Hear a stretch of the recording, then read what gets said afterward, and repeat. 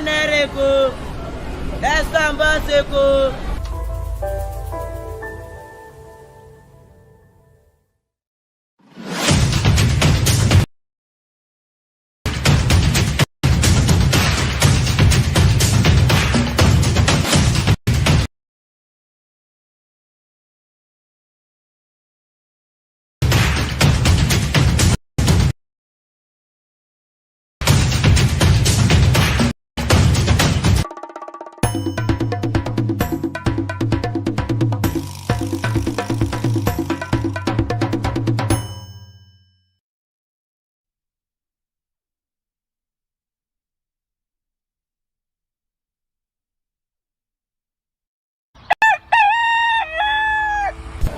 Nereko, esamba seko.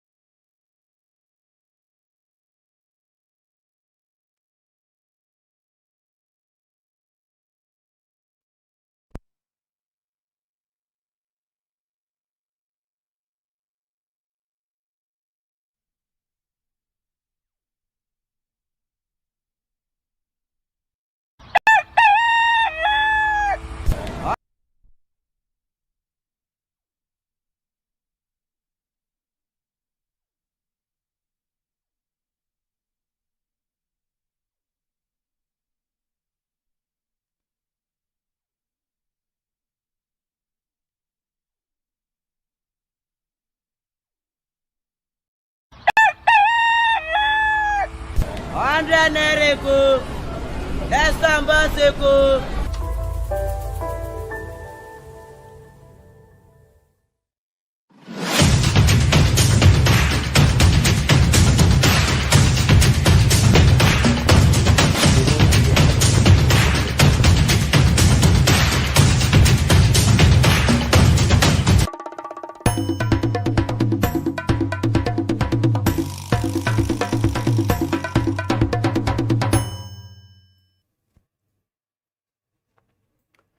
All right, it's the Lagos this morning, Lagos, and once again, want to apologize for the bit mix-up there and also the break-in transmission. So we apologize. And also another apology is that we were not available yesterday as it is, but we apologize. Hope we're forgiven. Thank you very much. You're welcome. This is Flip TV, and it is Lagos this morning. My name is Ebuka Ezobika, and I'll be doing this alone as Echo4 is unavoidably absent today. Alright, so welcome to Lagos this morning once again, and I would like to welcome you specially as you know we're rounding off the month of November. Today is the 28th day in the month of November, and it's about that time that salary earners that we start to greet them specially. We smile to greet salary earners at this particular point in time, just to remind them that hey, is that time of the month. Then again, it depends if your month is ending when it's supposed to end. Not all salaries come at the month's end, you know what I'm saying. All right, that being said, we want to thank God that you're alive. We want to thank God that we are here, and also we'll be giving you all the details that is going down in the land as it is. So welcome to Lagos this morning once again. My name is Ebuka. As usual, we start off with what is going down in the newspapers, the news headlines. What are we seeing today in the front pages from the bystanders right here to inside the studio? So let's go straight up to what the newspapers are serving us this morning. And basically, I'll be starting off with the Punch newspaper. I'll be starting off with that this morning. On the front page of the Punch newspaper, Tinubu presents budget. Wednesday, Federal Executive Council okays $1 billion loan. Wow. The Federal Executive Council have okayed $1 billion loan as Tinubu will present the budget tomorrow, being Wednesday. Now, under the rider, federal government targets 18 trillion naira revenue, raises exchange rate benchmark from 700 per dollar to 750 naira per dollar. This is the new benchmark that they'll be working with in the exchange rate. Let's see how this will go. Speaker, opposition lawmakers assure Nigerians of proper budget screening to grill ministers. Hopefully, it will not just be the usual that we normally have. Hopefully, they will grill these ministers, because as you are coming forth to present your budget, enough questions should be asked. This and this and this and your budget. How are you going to spend this money? What are you doing with this money? Enough questions. Scrutiny should be scrutinized, not a take a bow and go. We don't want that this particular time, because a lot of money is going in for next year as it is. Okay, moving on to other news items here on the Punch newspaper. On the top left corner, attack on judges. Public sentiment can't displace law. This is coming from the Chief Justice of Nigeria, Olukayode Ariwola. Sentiment, like I say, sentiment. I always say this most times when this matter was in court, that the court does not work based on public say or sentiment. The court of law works with facts, evidences that can be proven beyond all reasonable doubt. Now, the Chief Justice of Nigeria here is saying it's attack on judges, police. Sentiment can't displace the law. I am the best, so succeed Obaseki. This is coming from Philip Shuaibu, the Deputy Governor of Edo State. He has officially launched his campaign. Officially, he has shown in the hat, and he's saying he's running for the government's office for Edo State come next year. Tinubu names Akinyelure, NNPC chairman, reappoint Mele Kyari as the CEO. That is one interesting appointment. Every other office have been having a reappointment of the personnel in those offices. Why is it that the office of the GMD, the office of Mele Kyari, is still intact? What is going on in that petroleum industry that so many of us are not aware of? For Mele Kyari to be retained after so many higgy-haggers, using the words of Honorable Patrick Obayagbon this time, after so many higgy-haggers that have enveloped the NNPC, the strikes, the this and that, Mele Kyari still retains his position. Very interesting. Page 8 of the Punch newspaper, you'll find that the president swears in 8 permanent secretaries, precise over FEC meeting. Anyways, these and more you find in the Punch newspaper this morning. From there, let's move over right now to the Nation newspaper. The Nation newspaper. Before I go straight into the Nation newspaper, don't forget, any of these issues that you feel that you want to discuss about, or you want to just have your say, feel free to drop your comment under the comment section, the comment box there. Any of these topical issues on the front pages, feel free. Let me know what you think concerning these issues. Gladys Uyabo, good morning to you too. Thank you very much for staying tuned. Okay, on the Nation newspaper, Akeredolu Ayedatiwa peace agreement heads for collapse. Wow. He's talking about the governor of Ondo State and also his deputy. Shaibu, I am intimidated. My allocation has been seized. Wow. The governor of the state trying to run him streets. Basically, that is the basic way to put it. So Baseki won't run in deputy streets for inside the streets. Deputy governor joins 2024 race. You see the Supreme Court, we get full 21 justices. Ariwola pledges. We did 90 kilometers of roads in 1 year, says Osun government. Adeleke is on holiday in Thailand. Wow. So much to be done in the state, and the governor of the state has gone on holiday in Thailand. Wow. Welcome to Nigeria. We are in this together. Tinubu orders massive fixing of federal roads. Reports bad roads via dedicated phone lines. Okay, I think this is a good one. Let us see. Dedicated phone lines. If you want to know this dedicated phone lines, you have to check in the Nation newspaper. Okay. On the Vanguard this morning, what do we have? We can't replace law with emotions. Sentiment does not have a place in the courts. This is coming from the Chief Justice of Nigeria, CJN. And then down there, ASU, Konua warn government against new universities. says existing ones malnourished. We have lack of lecturers in universities right now. According to what we hear, so many of the lecturers have jackpot. They are out of the country because of lack of pay, poor remuneration. Many of the lecturers have traveled out. The same thing we are having in the health facilities, we are having it right now in schools. And instead of the government to do that, right now we hear that the federal government are trying to see how they can bring up more schools. In fact, I hear 53 federal universities. 53 federal universities. You ask yourself, we have the schools. Where are the lecturers going to come from?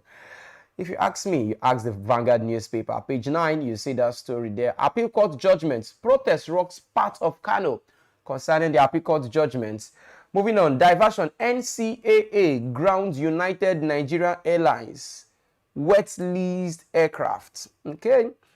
Appeal court sacks Kaduna speaker. Others rerun in 5 polling units. The appeal court right now is the aim thing. If you know what, if you know, you know. Judicial decisions can affect FDI. CBN is saying that Tinubu reappoints Mele Kyari as the group CEO of the NNPC. Federal government jerks up 2024 budget to 27.5 trillion naira. You find out on the Vanguard newspaper this morning. All right, then moving on swiftly. Let's see which one do we have here. We have the Daily Trust newspaper. Yes, the Daily Trust, and it's also talking about the CJN, the Chief Justice of Nigeria. We will never be overwhelmed by mob, says CJN, Chief Justice of Nigeria. Judges must avoid embarrassing judiciary. The way he's talking about this, Yadudu is saying this. Courts deciding election winners bad for polity. This is coming from the PDP elders. On the top left corner, Federal Executive Council raises 2024 budget as Tinubu presents 27.5 trillion naira budget tomorrow. Fresh protest hits Kano over governorship dispute as police arrest 7. Tinubu reappoints Mele Kyari is also there. States, local governments cry for development despite sharing 8.8 trillion in 2 years. And you ask yourself, states are crying, local governments are crying for development despite both the states and the local governments sharing a huge chunk, 8.8 trillion in 2 years. And you ask yourself, if these states, if these local governments are crying, then where is the money going into? Nigeria. Well, you find out in the Daily Trust newspaper this morning. Trust me, so many of these cases are these cases, and they are very, very, very, very, very, very not nice as it is. Moving on, let's talk about the Blueprint newspaper this morning. Federal Executive Council okays AFDBs, that is talking about the African Development Bank's $1 billion support loan for 27.50 trillion naira 2024 budget estimate. Okay, other stories here. CJN to judges, do not succumb to mob mentality in deciding judgment. That is there. In Kano State, 18 years after, Grand Kadi constitutes committee to review amputation sentence. Wow, talking about the sentencing there in the north, we have two. They have the penal code, the Sharia law, and the penal code. So in the north there, they are looking at how they can stop some of those laws. Talking about amputation, cutting off of a person's hand or a leg. Appeal court sacks Kaduna speaker. Others rerun in 5 polling units. In Ondo State, man to die by hanging for hacking neighbor to death. Man to die by hanging for hacking his neighbor to death. You find out there. Federal government to unveil blueprint on nationwide digital switch over. Malagi is saying that this morning. You find that on the front page there this morning of the Blueprint newspaper. Let's switch quickly to The Guardian. Federal government proceeds with unambitious budget. Proposes 27.5 trillion naira next year.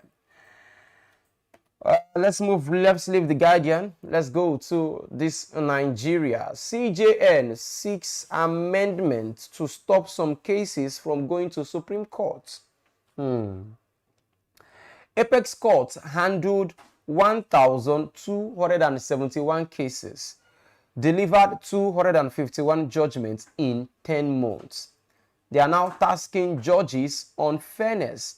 58 lawyers becomes SAN, that is Senior Advocate of Nigeria. Now, the CJN is seeking to amend some cases to stop going to the Supreme Court because the Supreme Court is handling so many cases. Now, listen to this part. 1,271 cases so far the Supreme Court have handled, and in 1,271 cases, they've delivered judgment on just 251 in 10 months. Meaning we still have a lot of work to do as it regards this particular case. FEC, still in this Nigerian newspaper, federal government raises 2024 budget to 27.51 trillion naira. President represents appropriation to National Assembly tomorrow. Tinubu appoints Akinyilure committee into new NNPC board as Kyari retains position. Residents protest in Kano as police arrest 7 protesters. All this is coming from this Nigerian newspaper. Let us flip the pages quickly. Let's go into Nigerian News Direct. Directly, they are stating theirs here. Federal Executive Council pegs $77.96 crude benchmark. 750 naira per dollar exchange rate for 2024 appropriation bill. It means any money they will be spending from next year, the benchmark they will be using is 750 naira per dollar for any expenditure the government would be doing. This is the benchmark that has been set by the Federal Executive Council. Aviation Minister blames poor regulatory oversight for frequent air accidents, meets with heads of agencies. Recently, we had a plane that was supposed to land in Abuja that took off from Lagos, landed in Asaba. You heard me right. The plane was supposed to took off from Lagos with its final destination being to be Abuja. But instead of the plane landing in Abuja, the plane landed in Asaba. It was when passengers alighted from the plane, they discovered they were in Asaba and not in Abuja. Although the airport authorities come out to say they landed there because of poor weather conditions and visibility, but the passengers are saying there was nothing like that. So the aviation minister had to call for an urgent meeting yesterday to address these issues. Moving on to other issues, ladies and gentlemen, Edo 2024. I have been pressed but not crushed, persecuted but not abandoned. This is the song of the governor or the deputy governor of Edo State, Shaibu. Yes, it's a popular song. I think it's a song by the Women of Faith. Oppressed but not abandoned, crushed down but not destroyed. Yeah, that's the song. Yes, that's the Edo State deputy governor is singing right now. He said, I have been oppressed, but I'm not crushed. I have been persecuted, but I have not been abandoned. It's the song of the deputy governor of Edo State, Philip Shaibu, that is coming out to contest for the governorship position in Edo State. Despite police ban, protest rocks Kano over appeal court judgment. You find that in the News Direct newspaper this morning. Like I said, you can let me know what you think concerning any of the stories that I am dishing out to you this morning on the show from the newspapers. So feel free to drop your comments there under the comment box. Any of the matters that you want to talk about, feel free. Let me know what you feel, what you think concerning these issues. Gladys Ogiabo, good morning, dear presenter. Please, where's your colleague watching from ATL USA? Thank you very much, Gladys. She's unavoidably absent today, talking about Kofu. So Ebuka is here, and I am doing this running solo this morning. All right, thank you very much for asking. On the first newspaper, that is where I'm going to right now. Tinubu's intervention suffers setback as plots to declare Ayedatiwa acting governor thickens. President Tinubu to present 2024 budget on Wednesday. You find that there also. Then moving on to other stories here in the first newspaper. Judiciary won't replace law with mobs with emotions. Governor Abiodun approves constituency project for 236 councillors. Okay, Governor Abiodun has approved constituency project for 236 councillors. 19 years after, my university is not my varsity not yet standing. Atiku laments. 19 years after, my university not yet standing. If you want to know why, you have to check in the first newspaper. I am disappointed in myself. This is not me speaking. This is coming from Joe Biden as he apologizes over Gaza war. Reps probe mismanagement of COVID-19 funds.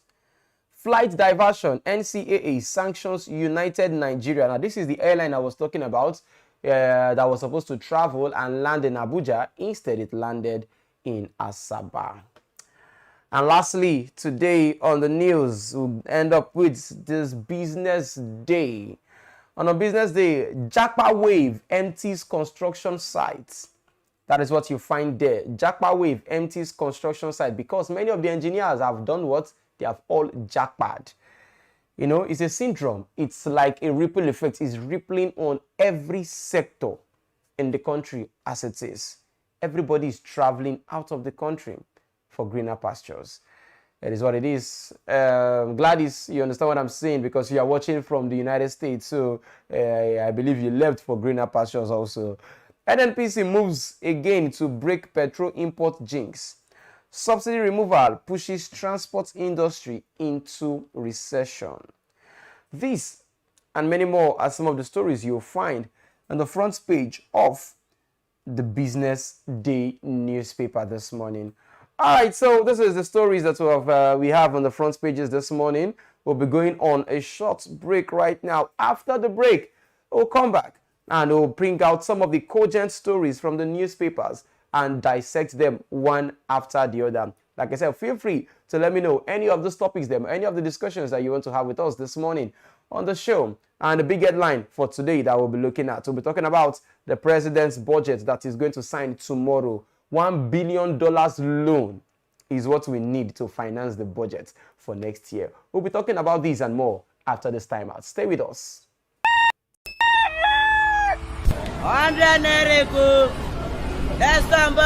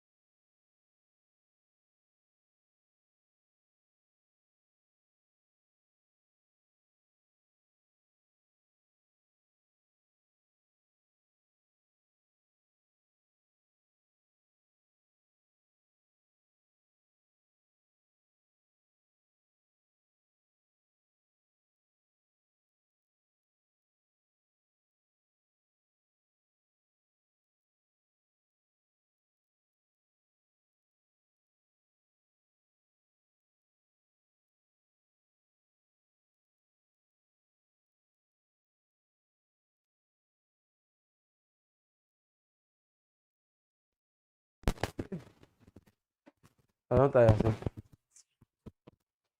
Celeb, I don't dey finish.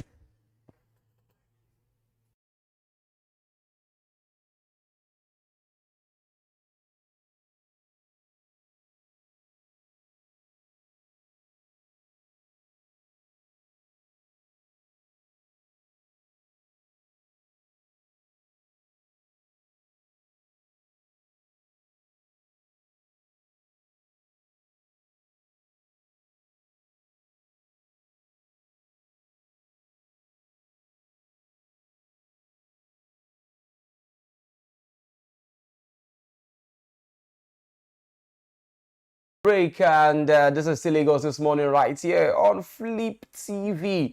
All right, so let's delve into the stories.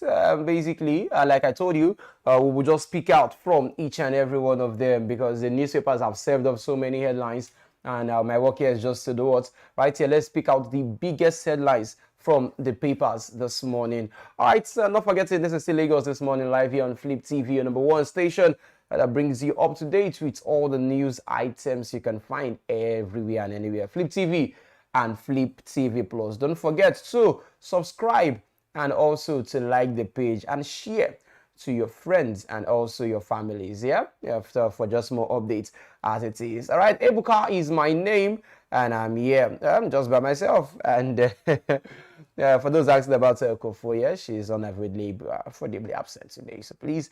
Also apologies too for yesterday as it is. So let us go straight into the stories that we have.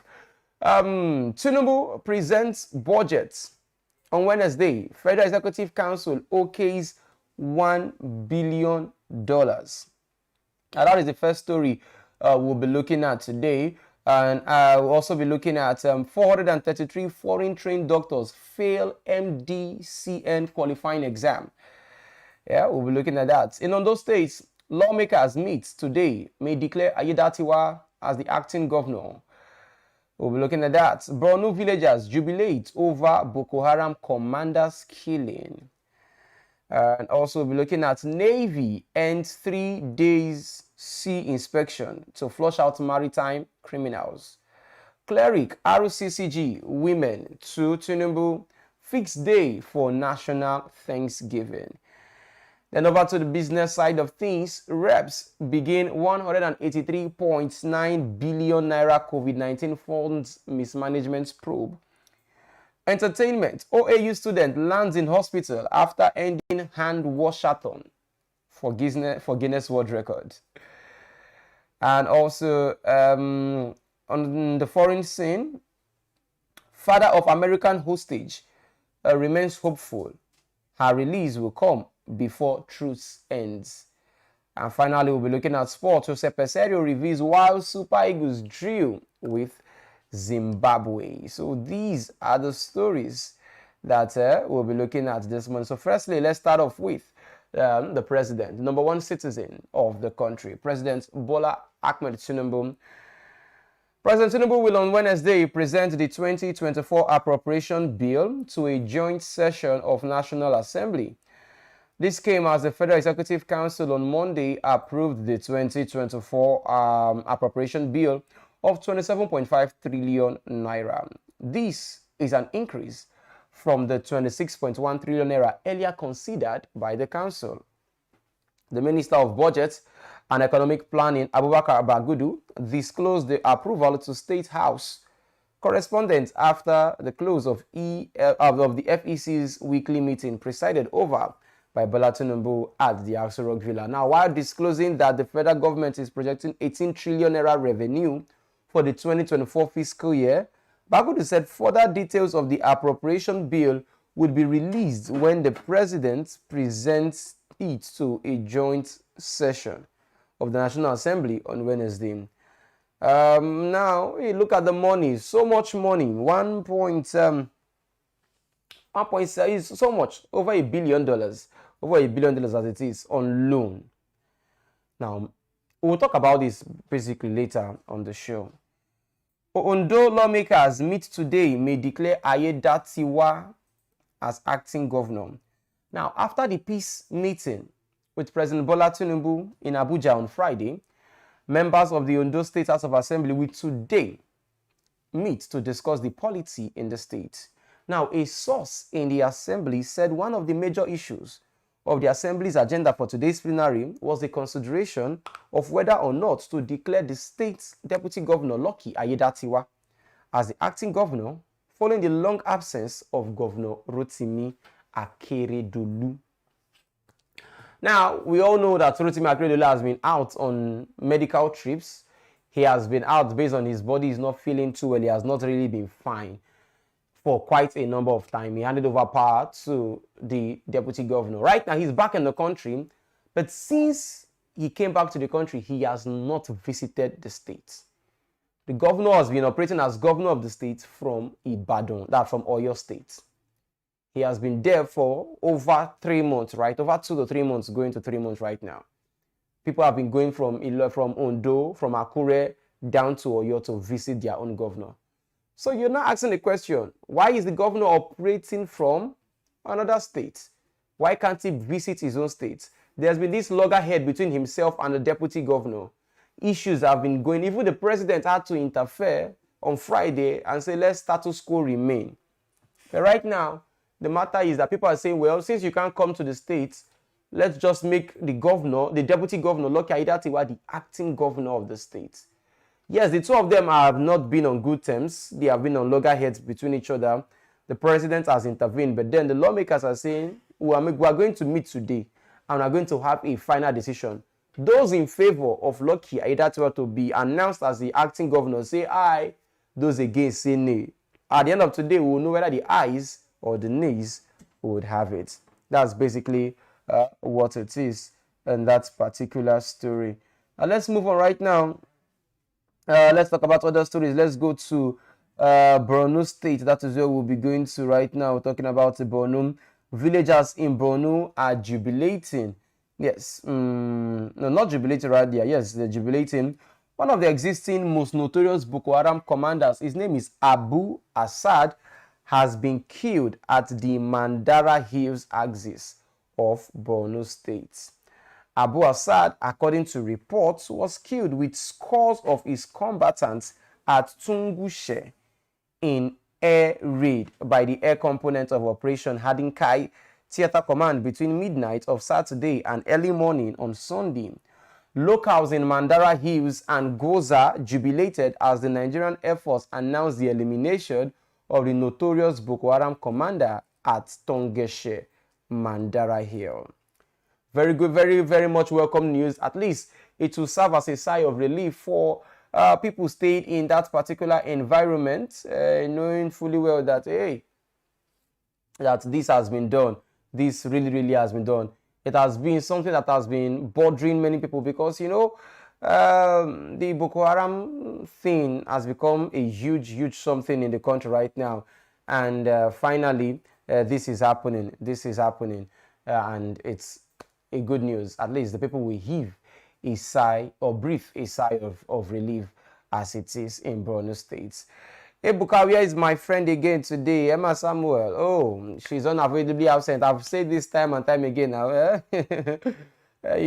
I'm not involved. Please, I'm not involved. Emma Samuel, thank you very much. Yes, it's not my fault this time. Okay, now let's move on right now to other news items here this morning. Let's talk about clerics and some members of the RCCG that are asking the government to have a national Thanksgiving Day. What is a Thanksgiving Day? A Thanksgiving Day is a day set aside for Thanksgiving, to thank God for everything, to thank God for family, to thank God for life, to thank God for health, to thank God for everything that you can thank God about. There should be a national Thanksgiving Day. Normally overseas here in UK, in America, there is a day for Thanksgiving as everybody come together as a family to sit on one table, prepare different kind of food and thank God for everything. Now, I would like to ask you, you're watching us right now this morning on the show. Would you want us to have a national day for Thanksgiving? Because left to me, if you ask me, ladies and gentlemen, we thank God every day of our lives. Personally, I don't think there should be a day set aside for Thanksgiving. Every day of our life, we should be thanking God. Yes, they're asking for it with the same reasons I just buttressed, because there's a national day for Thanksgiving. It's an holiday period in America, in the UK, in Canada. It's observed in those particular areas. You in America, you know why you celebrate. Gladys, you're in Atlanta at the moment. You know how you celebrate your own day, talking about the Thanksgiving Day. Would you want us to have the same thing here in Nigeria? If yes, what are your reasons? Why do you think we should have a national day for Thanksgiving? Because as Nigerians, we know we are very, very religious. We pray every time. We pray in the morning, we pray in the afternoon, we pray. Almost every day we pray. Every first Sunday in some churches is Thanksgiving Sunday. Every last Sunday in some churches is Thanksgiving Sunday. So do we still need a national day for Thanksgiving? Let me know your thoughts under the comment section. As it is this morning on the show, it is Lagos this morning, okay? Emma, you say I go explain tire. No evidence, I be me with day so I be evidence. Leave on like that. If I explain, you know, won't take on like that. I cannot come my happy again. No. Anyways, thank you very much for always reaching out, Emma Samuel. I appreciate you. 100 for you. All right, let's move on right now. Let's talk about let's go back to the business side of things, ladies and gentlemen. This morning, let's talk about business. And on business, we have stories here concerning the House of Reps there this morning as investigation have started, and it's something that has been on the front burners, and people have been really basically interested in this particular issue concerning the House of Reps and some monies that were being meant for COVID-19 that has been mismanaged, basically. Now, the House of Reps Accounts Committee on Monday have kicked off a full-scale probe into alleged mismanagement of COVID-19 intervention funds by the ministries, departments, and agencies of government. A member of the House of Representatives, Nyangma Zakari, had in October moved a motion for the probe of the MDAs, that's the ministries, departments, and agencies, accusing them of mismanaging funds totaling 183.9 billion naira meant to address COVID-19 pandemic from 2020 to 2023. Now, addressing the open session, the chairman of the committee, Bamidele Salam, warned ministries, departments, and agencies that the committee would not listen to pleas for an extension of time. Now, some monies that were distributed to ministries, departments, and agencies for COVID-19 disbursement. Don't forget COVID-19, the palliatives. Yeah, many people, we know the drama that happened during that period. Now, some monies totaling to 183.9 billion was disbursed to these ministries, to these departments and agencies. But reports coming out is that many of these ministries, departments, and agencies, instead of them giving out these monies, some of them turned the money into their personal monies, which investigations have started. And hopefully, I hope that these investigations will definitely see the light of day. And we, the masses, would get a total report of how much was disbursed. We know it's over 183. Those ministries, who is in charge of those ministries? Who are those in charge of those ministries? Who are those in charge of these departments? Who are those in charge of these agencies? Who received the money at that particular point in time? Who did this? Who did that? How much was given to these departments? How much was disbursed? A full-scale investigation is all we need at this point in time. Let us know what really happened to these monies, because these monies are taxpayers' monies. Even if they were given to us by the World Bank, even if these monies were borrowed, how did these monies go? We need transparency in the government, and that is what we want at this point in time. Let's move over. Let's leave all the serious talks right now. Let's move over to entertainment. Yeah? Now, on entertainment, let's go to the Obafemi Awolowo University. The young lady there that was so determined, or in the words of Kanu Anko, determined to break the world record concerning hand washing. A 200-level student of the Obafemi Awolowo University, Ile-Ife in Osun State, Suber Eniton, early midnight on Monday completed 58 hours of hand wash-a-thon. This is in a bid to set a record for the longest hand cloth washing by an individual after applying to the Guinness World Record for the task last June. Now, she began the quest on Friday afternoon at the Student Union Building Motor Park inside the university campus, with thousands of students rallying around her to support as usual. Various students, artists, and university officials also paid solidarity visits to the task pavilion to cheer her to victory. She completed the 58 hours around midnight on Monday, from where she was taken to the school ambulance to institution's clinic for a medical checkup. Speaking before heading to the clinic, Enito said she was fulfilled to have completed the task right in front of her mother, Omogbolabo Afolake, who was at the venue for over 2 days. Oh my God. Now, quoting her, "I am very fulfilled to have completed the task right in front of my mom, friends, and colleagues who thronged this venue to show love and support for my ambition." That was what she said, basically. And I'm so much happy for her. I'm so much excited. But then you will see the effects.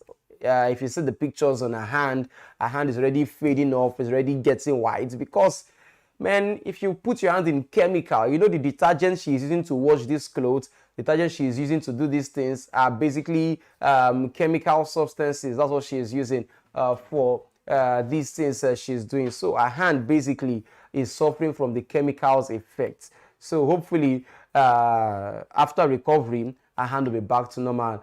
And we want Guinness, the world record, do the needful. Now, a Nigerian man also some days ago broke the world record for the cookathon again. After Hilda Basi, the Irish guy, also broke the record. We have a Nigerian person that has broken that record, and till now, Guinness are yet to confirm to us. Guinness, what's really going on with Nigerians' record? Like, when the Irish guy did his own record, almost immediately, you guys announced it everywhere. Yeah, it was everywhere. It is now Nigeria's turn for you guys to announce it. You guys are doing step back like Michael Jackson moonwalk. Please, what is good for the goose should be good for Uganda. If you can do it for the Irish guy, the same too should be applied to Nigerians. So why is that it comes to Nigerian's turn, it gets like this? Even before Hilda Basi's record was finally recognized, it took days before Hilda Basi's record. In fact, some people started their own before you guys really announced Hilda Basi's record.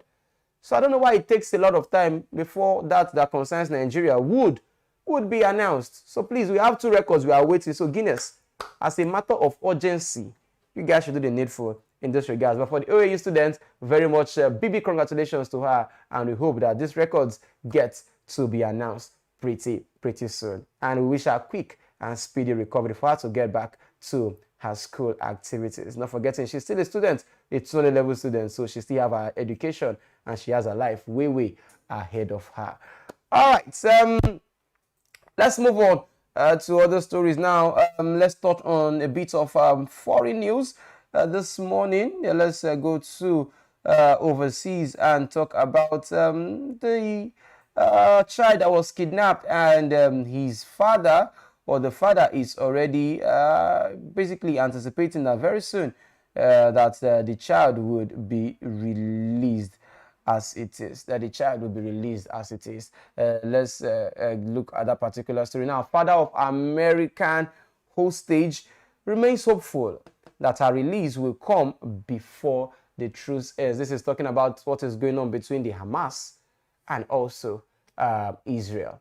And I'm really happy that this period right now we'll be seeing a bit of discussions coming in between the two nations, between the two fighting bodies there, and the ceasefire has come. So right now, people are going front and back, exchanges are happening between hostages, and we just want a peaceful end to this war. This conflict has killed over 2,000 people already dead in this war going on, and the father of an American hostage is still remaining hopeful that her release will come before the truce ends. And we stand together with you, in this issue. Yeah.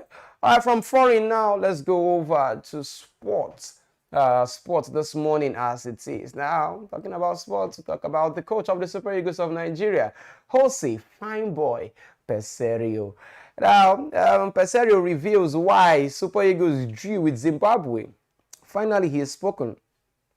The head coach of the Super Eagles of Nigeria, Jose Peseiro, has blamed the players' failure to exhibit the right amount of energy for his team's disappointing 1-1 draw with Zimbabwe. Jose Peseiro led his team to Rwanda to take on Zimbabwe in the second 2026 World Cup qualifiers, and to the dismay of many football enthusiasts, the game ended in a 1-1 draw. Just like the first game in 2026 World Cup qualifiers between Nigeria and Lesotho, Zimbabwe scored the match opener before the Super Eagles fought back for the equalizer. In reaction to Super Eagles' performance, the coach stressed that his team lost so much energy due to their flight from Nigeria to Rwanda. He also emphasized that injured players like Victor Osimhen, Wilfred Ndidi, Taiwo Awoni, Samuel Chukwueze, and others contributed to the team's disappointing performance. I won't take